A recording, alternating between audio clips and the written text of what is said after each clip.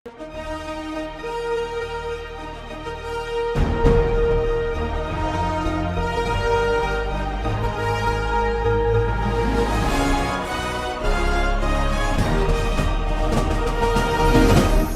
பார்த்து கொண்டிருப்பது உங்கள் ஜாஷ்வா டிவி. சகல ஜனங்களுக்கும் நற்செய்தி.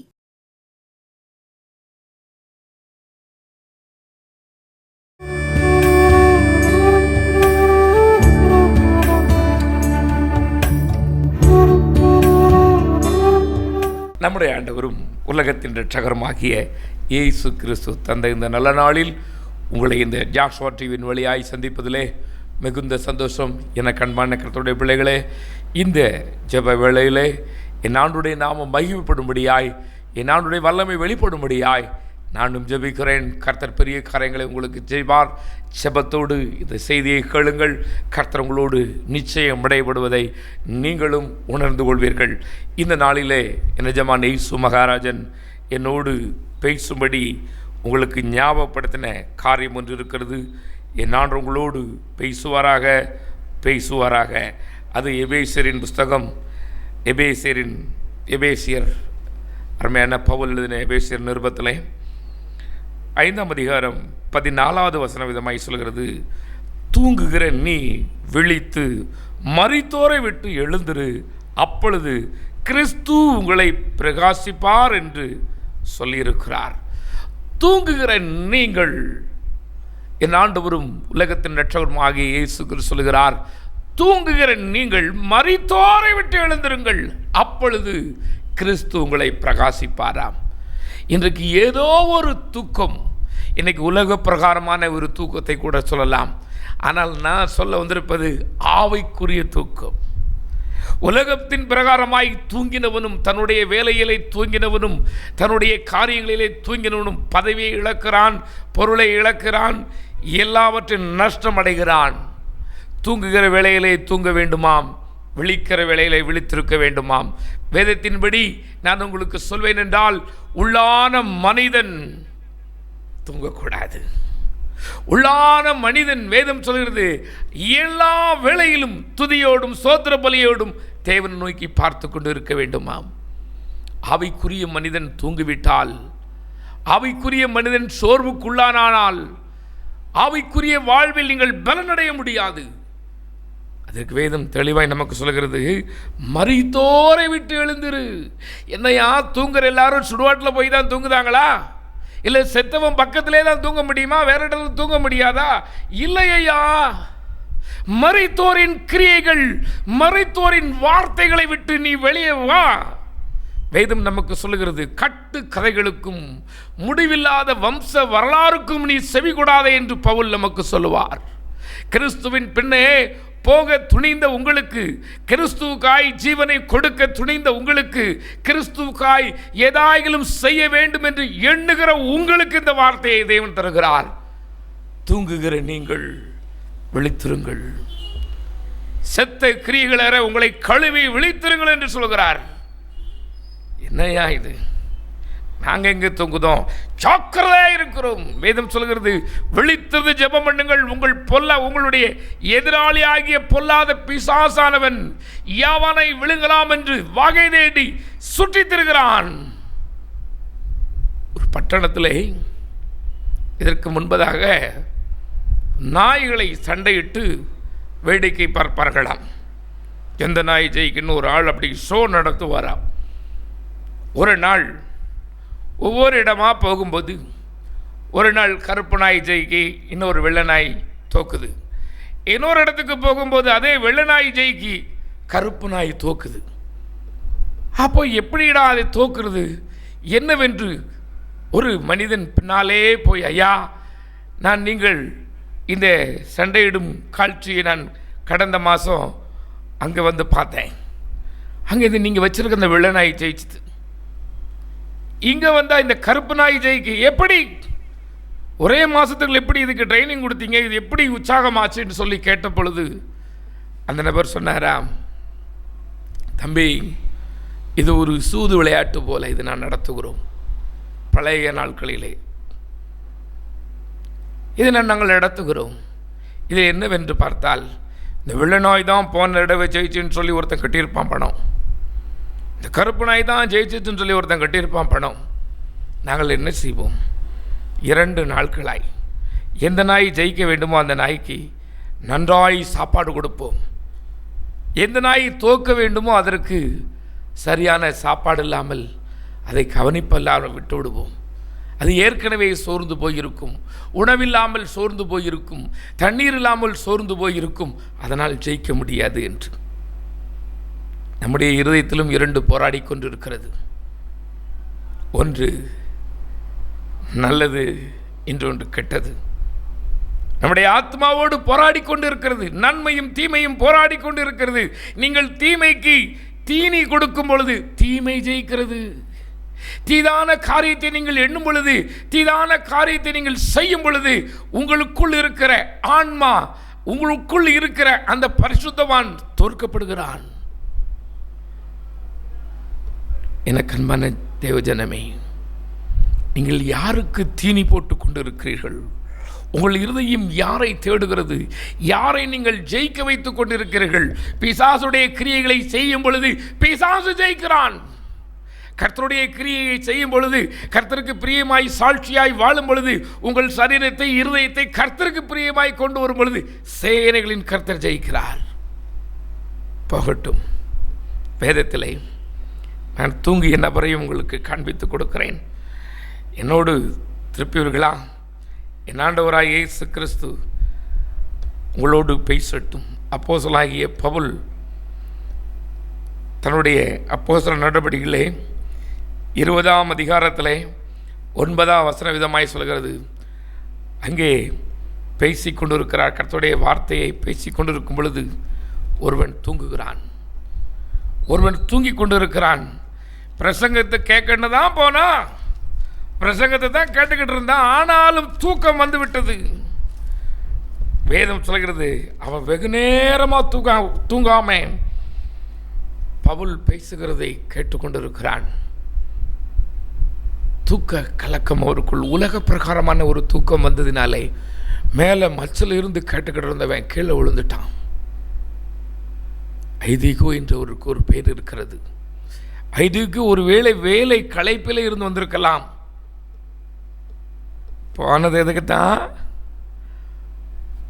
கர்த்தருடைய வார்த்தையை கேட்க போறேன்.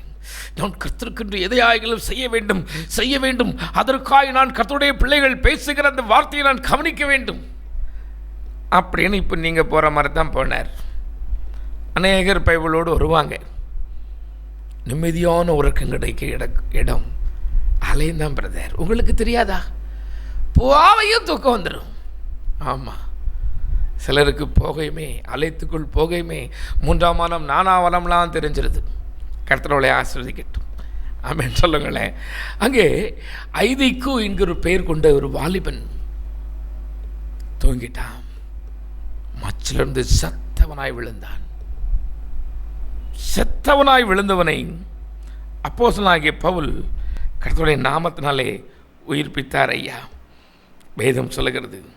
இன்னும் ஆண்டவராய் இயேசு கிறிஸ்து தெரிந்து கொள்ளப்பட்ட சீசர்களை மத்தேயு 26ஆம் அதிகாரம் 43ஆம் வசனம், மார்க் 14:40 சொல்லுகிறார், சிலுவைக்கு போக முன்பதாக உங்களோடு ஜெபிக்க விரும்புகிறேன். நீ வாங்கன்னு சொல்லி கெச்சமனை தோட்டத்துக்கு கூட்டிகிட்டு போய் ஜெபம் பண்ணத்தான் கூட்டிகிட்டு போனார். ஜெபம் பண்ணத்தான் போனார். ஜெபம் பண்ணுவாங்க நம்பி தாமங்களை கூட்டிட்டு போனாரு. இவங்க தான் சூஸ் பண்ணப்பட்டவங்க, இவங்க தான் ஜெபிப்பாங்கன்னு சொல்லி நம்பி தான் கூட்டிட்டு போனாரு. அவங்களோ தூக்க மயக்கத்தில் இருக்கிறாங்க. அம்மா ஐயா, நான் இன்றைக்கு அவருடைய அடிமைகிற அதிகாரத்தோடு சொல்வேன், உங்களை தேவன் ஜூஸ் பண்ணி இருக்கிறார்.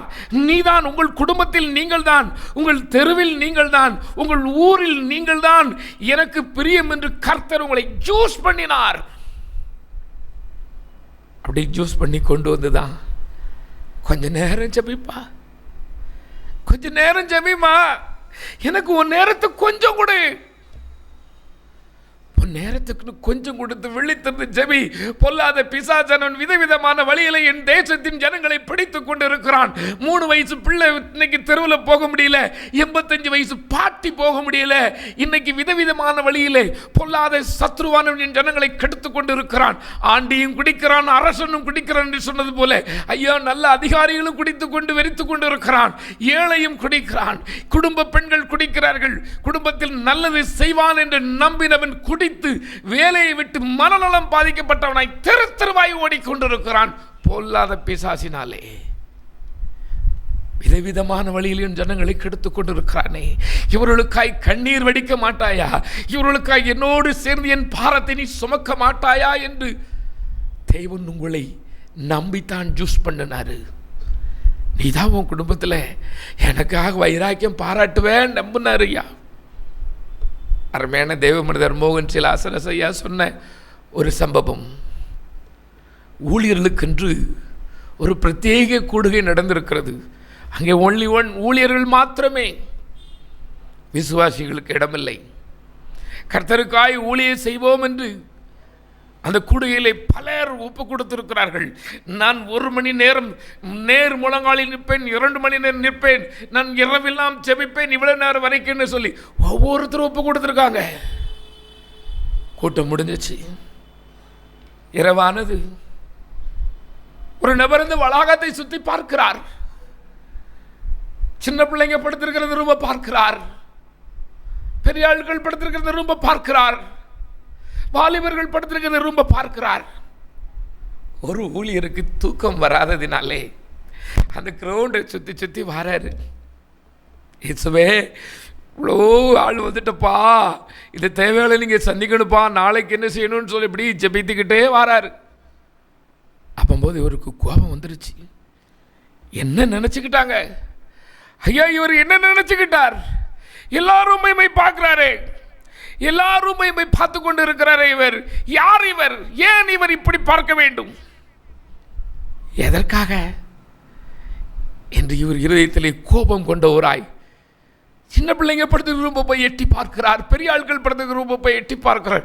யார் இந்த மனிதன்? போவோம் என்று வேகமா போயிருக்கிறாரு.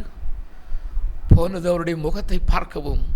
இவர் கோபமாய் பேச வேண்டும் என்கிற வார்த்தை வெளியே வரவில்லை. இவர் கோபத்தோடு அவரை கேட்க வேண்டும் என்ற எண்ணம் அவருக்கு வரவில்லை. கேட்டிருக்கிறார். என்ன தேடுறீங்கயா? நீங்க யாரை தேடுதீங்க? என்னது தேடுதீங்கன்னு கேட்டிருக்கிறார். அவருடனே துக்க முகமாய் சொல்லியிருக்கிறார். இன்றைக்கு இந்த கூட்டம் ஜெபிக்கணும்னு சொல்லி அந்த ஒரு கூட்டம், யாராவது என் கூட ஜெபிப்பாங்களா? யாராவது என்னை சேர்த்துக் கொள்வார்களா? யார் ஜெபிக்கிறார்கள் நான் பார்க்க வந்தேன் என்று சொன்னாரா? இன்றைக்கும் நிஜமான அதைத்தான் செய்கிறார். என் சகோதரியே, நீ வியாதிப்பட்ட பொழுது உன்னுடைய ஜெபம் எப்படி இருந்தது? என் சகோதரனே, நீங்கள் வியாதிப்பட்ட பொழுது உங்கள் ஜெபம் எப்படி இருந்தது? உங்கள் பிள்ளை வியாதிப்பட்ட பொழுது, உன் மனைவி வியாதிப்பட்ட பொழுது உங்களுடைய ஜெபம், வேத வாசிப்பு, துதி எவ்வளவு இருந்தது? வேதத்தில் சொன்னபடி நீங்கள் உங்கள் குடும்பத்துக்கு அற்பமாய் தெரிந்த பொழுது உங்கள் ஜெபம் எவ்வளவு இருந்தது? இன்றைக்கு எல்லோரோடும் மதிக்கப்படுகிறீர்கள். இன்றைக்கு அந்த பழைய காரியங்கள்லாம் மறைந்து விட்டது. தருத்திரம் மறைந்து போய்விட்டது. வெறும்பைங்கிற பேரு போயிட்டு, வேலை இல்லாதவங்கிற பேரு போயிட்டு, மலடிங்கிற பேரு போயிட்டு, இவளுக்கெல்லாம் கல்யாணம் ஆகாது அப்படின்னு சொல்ல அந்த பேரு போயிட்டு கிராண்டம் நடத்தியாச்சு. அதனால தேவன் தேவையில்லாமல் போனாரோ? நீ பணம் வரை அந்த பண ஆசையில தூங்கிக் கொண்டு இருக்கிறாயோ? வசதி வரையும் அந்த வசதியோடு நீ தூங்கிக் கொண்டு இருக்கிறாயோ? உலகத்தின் பொருளினால் உன்னை நீ தாளாட்டி கொண்டு இருக்கிறாயோ? நான் உங்களோடு பேசுகிறார் சர்வத்துக்கும் எஜமானுடைய வார்த்தை இது. எது உன்னை தூங்க வைத்துக் கொண்டு இருக்கிறது? எது உன்னை செத்த கிரியைகளைப் போல பழைய சுவாபத்தில் எது உன்னை அமிழ்த்துக் கொண்டு இருக்கிறது? என் சகோதரனே, சகோதரியே, ஐயாமா, இன்றைக்கு விழித்திருங்கள். கிறிஸ்து உங்களை பிரகாசிக்க பண்ண விரும்புகிறார். உங்களுடைய லிமிட் இதுவல்ல. இவ்வளவுதான் நீ நினைக்கிறியா? இதுவல்ல. தேவனுடைய திட்டம் உங்களுக்கு தெரியுமா? தெரியாதே. தேவனுடைய தீர்மானம் என்ன உங்களுக்கு தெரியுமா? என்னோடு பேசுவாராக. போதும் என்கிற எண்ணத்தோடு தூங்கிக் கொண்டிருக்கிறீர்களோ? வாரத்துக்கு ஒரு முறை ஊழியம் செய்தால் போதும் என்று தூங்கிக் கொண்டிருக்கிறாயோ? எனக்கு அருமையான கர்த்தருடைய ஊழியரே, யாரையும் குறை சொல்லுவதும் குற்றப்படுத்துவதும் எங்களுக்கு வேலையும் அல்ல, தேவையும் அல்ல. எஜமானுடைய வார்த்தையை சொல்லுகிறேன். ஏதோ ஒரு காரியம் உங்களை சோர்வடைய செய்து தூங்க வைத்து விட்டதோ? என்ன உங்களோடு பேசுகிறார். உங்களுடைய இடம், உங்களுடைய ஸ்தானம் அதுவல்ல. தேவன் நியமித்தது இதுவல்ல. இதை சொன்னபடி பெரிதான காரியத்தை, பெரிய திட்டங்களை உங்கள் மேல் வைத்துதான் தேவன் உங்களை சூஸ் பண்ணினார் ஐயா. ஆமா, இதத்திலே எனக்கு பிடித்த ஒரு வசனம் இருக்கிறது. நீதிமொழிகள் 22ஆம் அதிகாரம் கடைசி வசனம் விதமாய் சொல்கிறது, தன் வேலையில் ஜாக்கிரதை உள்ளவனை நீ கண்டால் அவன் நீசருக்கு முன்பாக நில்லாமல் ராஜாக்கள் மத்தியில் இருப்பான் என்று வேதம் சொல்லுகிறது. தன் வேலை. உங்களுக்கு என்ன வேலையை தேவன் தந்திருக்கிறார்? ஒரு வேலை எதுவும் ஒரு அலுவலகத்தில் அதிகாரியாய் இருக்கிறீர்களா? நீங்கள் ஜாக்கிரதையாய் கரெக்டாக இருக்கும் பொழுது, நான் சொல்ல உலக பிரகாரமான விருதுகள் மாத்திரமல்ல, தேவனுடைய தயவும் உங்களை தேடும். ஆமேன் ஆமேன் ஆமேன் சொல்லுங்களேன். உலக பிரகாரமான விருதுகளும் உயர்வுகளும் மாத்திரமல்ல, தேவனுடைய தயவும் உங்களை தேடும். அவருடைய ஆசீர்வாதம் உங்களை தேடும் ஐயா. அருமையான தேவ மனிதர் ஒரு சம்பவத்தை சொல்லியிருந்தார்கள். துமாசோ என்று ஒரு பரிசுத்தவான் இருந்தாராம். அவருக்கு எழுத படிக்க தெரியாது. அந்த டுமாசோ ஆண்டவராய் இயேசு கிறிஸ்துவை ஏற்றுக்கொள்ளவும் அவருடைய பாஸ்டர்கிட்ட போய் சொல்லியிருக்கிறார், பாஸ்டர் நான் ஆண்டவராய் இயேசு கிறிஸ்துவை ஏற்றுக்கிட்டேன், ஆண்டவரே கூட பேசினாரு, எனக்கு கொஞ்சம் நீங்கள் பேசுறதுக்கு வாய்ப்பு கொடுங்க. டுமாசோ, உங்களுக்கு இந்த பைபிள் வாசிக்க தெரியுமா? ஐயோ எனக்கு தெரிய மாட்டேங்குது. ஆனால் கர்த்தருடைய வார்த்தை என்னோடு பேசி கொண்டே இருக்கிறார், கர்த்தர் என்னோடு இடைப்பட்டு கொண்டு இருக்கிறார், நான் எப்படியாவது பேசுவையா? இல்லை டுமாசோ, நீங்கள் கொஞ்சம் படிங்க. படிச்சுட்டு வந்த ஐயா, நான் இப்போ எனக்கு எழுத படிக்க தெரிஞ்சிச்சு ஐயா, எனக்கு நல்லா படிக்க தெரியும் ஐயா, நான் வேதத்தை வாசிக்கிறேன், கர்த்தரோடு பேசுகிறார், எனக்கு ஒரு சபையை கொடுங்க ஐயா, நான் சபையில் பேசணும் போல இருக்கு ஐயா, நான் பேசுகிற போல எனக்கு ஆசையாக இருக்கு, கர்த்தருக்கு ஊழியம் செய்யணும், எனக்கு தாங்கன்னு சொன்ன பொழுது என்னுடைய நச்சரிப்பு தாங்காமல் அருமையான அந்த தெய்வ மனிதர் காட்டு பக்கத்தில் இருக்கிற 7 பேர் இருக்கிற சபையை இந்த டுமாசோவுக்கு கொடுத்துருக்கிறார். அவ்வளவுதான். 7 பேரை வச்சு முழு உரைச்சப்போம், 7 பேரை வச்சு உபவாச கூட்டம், 7 பேரை வச்சு தான் கன்வென்ஷன், 7 பேரை வச்சு தான் ஞாயிறு ஆராதனை, 7 பேருக்காக தான் தினந்தோறும் கண்ணீர் வடித்து இயேசுவே இயேசுவே இயேசுவே இயேசுவே.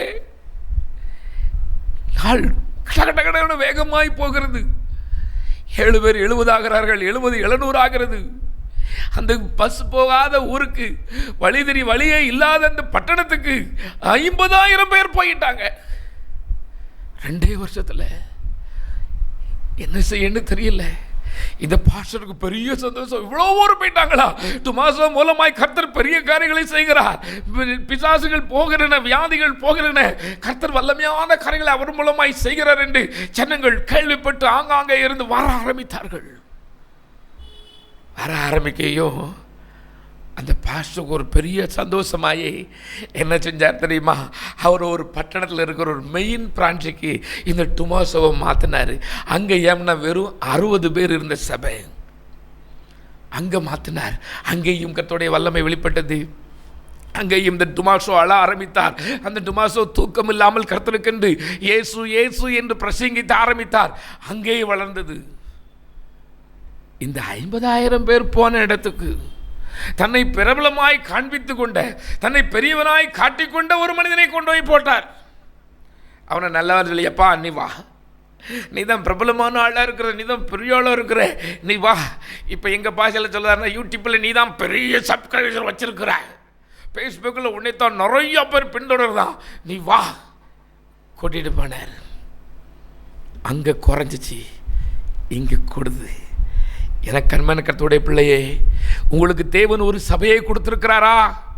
நீங்கள் உங்களுடைய உயர் அதிகாரிகள், உங்களுடைய குருவானவர் உங்களை கணக்கு கேட்காமல் இருக்கலாம். ஆனால் கர்த்தர் கணக்கு கேட்பார். 50 குடும்பம் வந்த சபையில் 5 வருஷமா எத்தனை குடும்பம் காணாம போச்சுன்னு கேட்பாரு. எதனால போச்சதுன்னு கேட்பாரு. சேர்ந்துச்சுனாலும் உனக்கு ஒரு கிரீடமாய், தேவனுடைய கரத்தில் அலங்காரமான கிரீடமாய் நீங்கள் இருப்பீர்கள். குறைந்ததை உங்களுடைய அதிகார பவரினாலே, ஐயா நான் இப்படி பேசுவதனால என்னமோ தெரியவில்லை ஐயா, என் இருதயத்தை அநேக முறை அநேகர் காயப்படுத்துகிறார்கள். எப்படி தெரியுமா ஐயா, எங்கள் ஊர் எவ்வளோ ஆள் வந்தது தெரியுமா ஐயா, இந்த சபையில் எவ்வளோ ஆள் இருந்து தெரியுமா, இப்போ நிறைய பேர் போயிட்டாங்க ஐயா. ஏன்? அந்த சபைக்கு போட்ட அந்த ஊழியர் எப்போதாவது வருவார், அவர் என்ன பேசுறாருன்னு அவருக்கும் தெரியாது, எங்களுக்கும் தெரியாது. கடமையை மாத்திரம் செய்கிறார் ஐயா, அர்ப்பணிப்பு இல்லை ஐயா, கண்ணீர் இல்லை ஐயா. நாங்கள் என்ன செய்வோம்? நாங்கள் மாத்திரம் வைராக்கியத்துக்கு இருக்கிறோம் என்று பல சபைகளிலிருந்து சொல்வதை நான் கேட்டிருக்கிறேன். 80 பேர் இந்த இடத்துல இப்போ 40 பேர் இருக்கையா, 60 பேர் இந்த இடத்துல இப்போ 25 பேர் இருக்கையா, 30 பேர் இந்த இடத்துல இப்போ 6 பேர் இருக்கையான்னு சொல்லுவதை என் காது கேட்குதையா.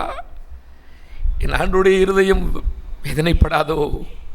எஜமானுடைய இருதயம் வேதனைப்படாதோ? என் ஆண்டவர்களோடு பேசி கொண்டிருக்கிறார். ஏதோ ஒன்று உன்னை தூங்க வைத்து விட்டது சகோதரனே, சகோதரியே. பண ஆசை தூங்க வைத்து விட்டதோ?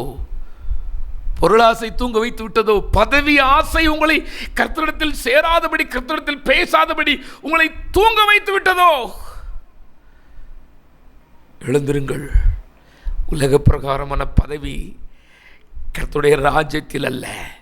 உலக பிரகாரமான பதவி கர்த்தருடைய ராஜ்யத்துக்கும் அவருடைய மகிமைக்கும் ஈடானது அல்ல. நான் உங்களோடு பேசட்டும். செத்த கிரியைகள உங்களை கழுவுங்கள். நாள் பார்க்கிறவன் இன்னைக்கு அதிகம். கிறிஸ்தவன் ஊழியன் என்கிற போர்வையில் இருந்து கொண்டு நல்ல நாள், நல்ல நேரம், கெட்ட நேரம் ஒரே நாள் குறித்து சொல்லுகிறான். என் ஆண்டோடைய இருதயம் வேதனைப்படாதோ? நான் உங்களோடு பேசுவாராக. கண்களை மூடுங்களேன். மகா இரக்கம் கிருபை உள்ளங்கள் பரலோக பிதாவே, இயேசுப்பா, நான் நம்முடைய நாமத்தினாலே நம்முடைய அடிமை அதிகாரத்தோடு சொல்லுகிறேன். நீ சொன்ன வார்த்தையை சொன்னேனப்பா. ஒன்றும் என்னுடையதல்ல ஆண்டவரே, என்னுடையதல்ல. நான் எல்லாம் என் எஜமானுடைய வார்த்தைகள். நம்முடைய வார்த்தைகள் ஒன்றும் விழாதிருப்பதாக. இந்த செய்தியை கேட்ட ஒவ்வொருடைய இருதயத்திலும் தேவனுடைய வல்லமை வெளிப்படட்டும் அப்பா. ஒவ்வொரு இருதயம் அன்றைக்கு சீசர்கள் இருதயம் கொழுந்து விட்டு இருந்தது போல கர்த்தாவே, நீர் இன்றைக்கு ஜீவிக்குள்ள ஜீவனுள்ள ஜீவாதிபதி ஜீவிக்கிறீர். இன்றைக்கு இந்த ஒவ்வொரு ஊழியத்துக்கு ஒப்பு கொடுத்த, ஊழியம் செய்கிற ஒரு தேவனுக்கு தங்களை ஒப்பு கொடுத்த ஒவ்வொரு மேலும் இது கிரியை செய்யட்டும் அப்பா.